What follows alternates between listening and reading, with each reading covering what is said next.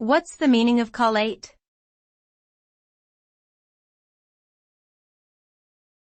Collate.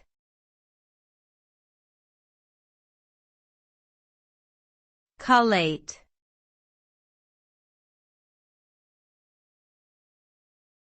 Collate.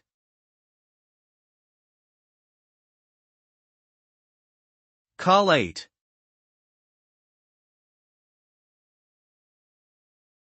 Collate means to collect and arrange information or documents in a specific order, usually for comparison or analysis.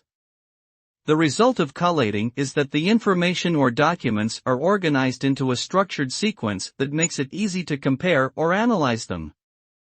For example, when collating a set of papers, each paper will be placed in a specific order to ensure that the pages match up properly and that the entire set is complete.